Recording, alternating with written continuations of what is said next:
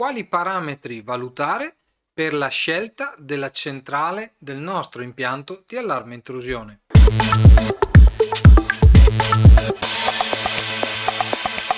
Ciao, sono Davide Marcomini, nella vita faccio l'installatore di sistemi di sicurezza, ma sono anche l'ideatore, fondatore del portale Top Security Advisor e autore del libro Mai dire antifurto. Nel canale aiuto l'utilizzatore a districarsi nel mondo dei sistemi di sicurezza.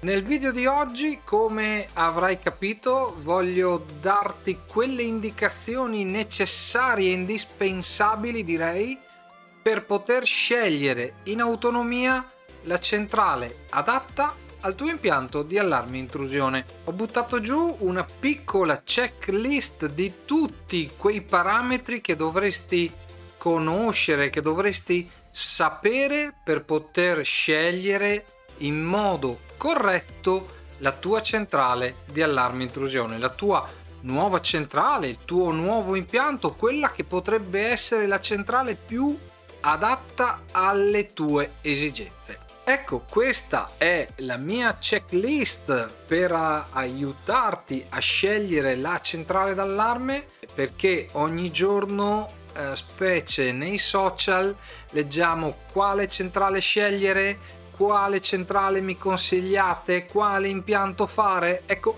queste a mio avviso sono le cose che dovresti sapere e di cui dover tener conto nella scelta della centrale di allarme. Iniziamo. Parametro numero 1, il numero delle zone. Come saprai, ogni impianto è composto da dei rivelatori che possono essere rivelatori di presenza, volumetrici, radar, contatti magnetici, barriere, chi più ne ha più ne metta.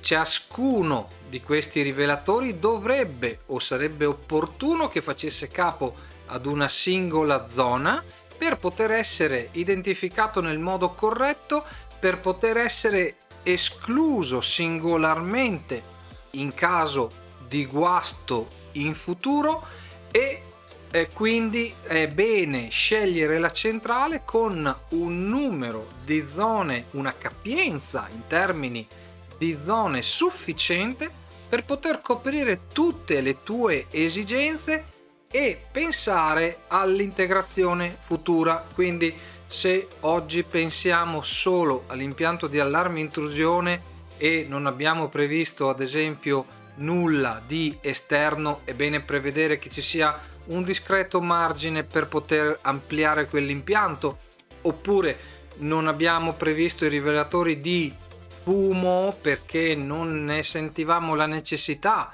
ma un domani vogliamo ampliare il nostro sistema anche con questa tecnologia, è bene prevedere che vi sia un discreto margine di ampliamento futuro.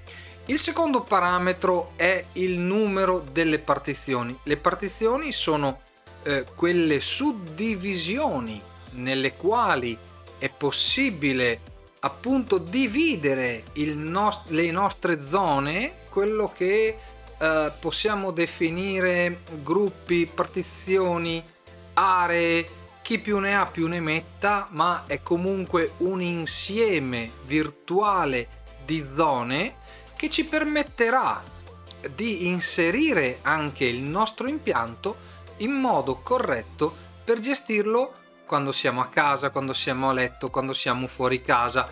Facciamo un esempio: l'inserimento giorno, l'inserimento notte sono due partizioni, l'inserimento con gli scuri aperti, l'inserimento senza volumetrici esterni. Tutti queste tipologie di inserimento fanno parte della gestione della centrale a livello software, e quindi devo prevederne un numero coerente con le mie esigenze se voglio poterla gestire come mi pare e piace. Il terzo punto della mia checklist è l'interfaccia utente. Per interfaccia utente intendo la tastiera, il telecomando, l'applicazione, la chiave elettronica, tutti quei dispositivi tramite i quali poter inserire, disinserire, quindi attivare, disattivare anche parzialmente il mio sistema. Dovrò prevedere un'interfaccia utente compatibile con le mie capacità, con le mie possibilità, ma anche pensare che magari un giorno potrei avere l'app che non sta funzionando e quindi prevedere comunque una tastiera, prevedere comunque un radiocomando, fermo restando che se utilizzo solo la tastiera mi obbligherà, tra virgolette, ad avere un ritardo di ingresso e di uscita su alcune zone. Quindi prevedere un'interfaccia utente compatibile con le nostre esigenze anche in termini di sicurezza è cosa buona e giusta. Il quarto punto di questa mia checklist è la tipologia di collegamento dei dispositivi. Che cosa intendo?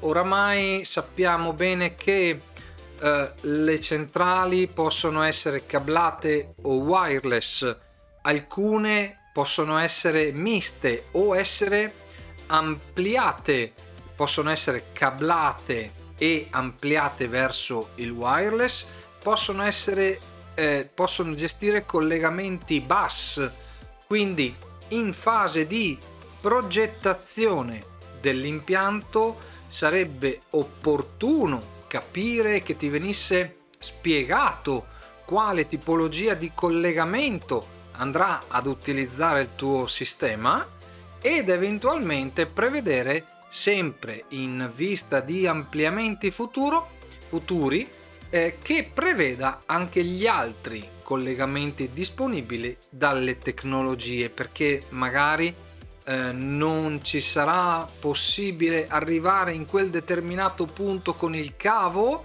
e quindi prevedere che la centrale sia ampliabile anche verso la tecnologia senza fili, la tecnologia wireless.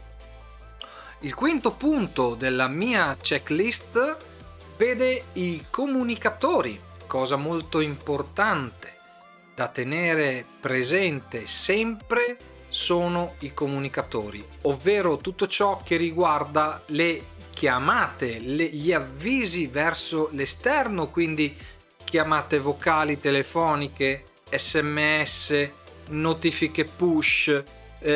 Voglio collegare la mia centrale, il mio impianto a un istituto di vigilanza, dovrò prevedere che la centrale abbia a bordo un comunicatore digitale multiprotocollo.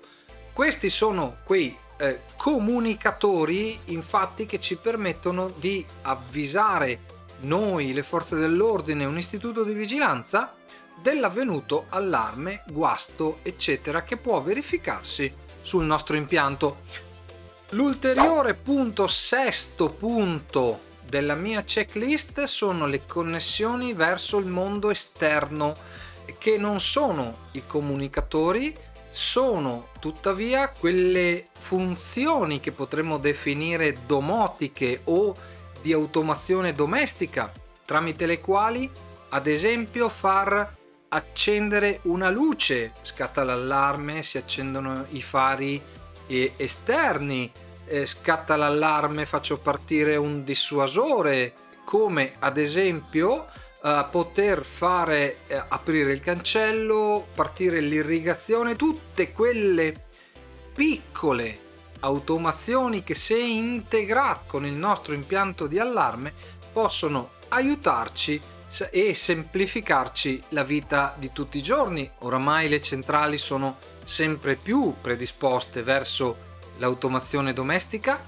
ed è quindi cosa buona e giusta prevedere che possano fare quelle cose che ci interessano ora o in futuro durante un ampliamento. Il settimo e ultimo punto di questa mia checklist è la gestione degli allarmi ambientali.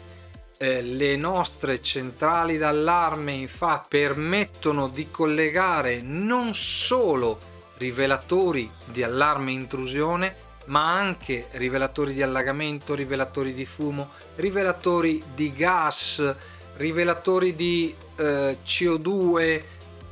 Abbiamo, per fortuna, disponiamo di una vasta gamma di rivelatori che non hanno nulla a che fare con l'allarme intrusione, ma che possono semplificarci la vita nella gestione quotidiana, ad esempio in caso di un allagamento, di una rottura di una tubazione dell'acqua, piuttosto che una fuga di gas o una formazione di CO2 o del fumo in casa.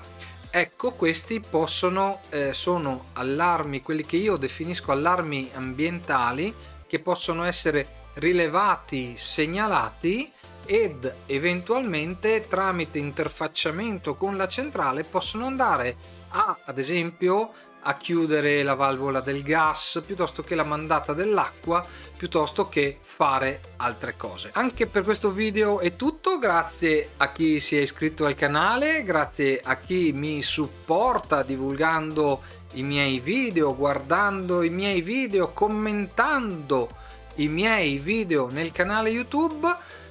Anche per oggi è tutto, io ti aspetto nei prossimi video. Ciao!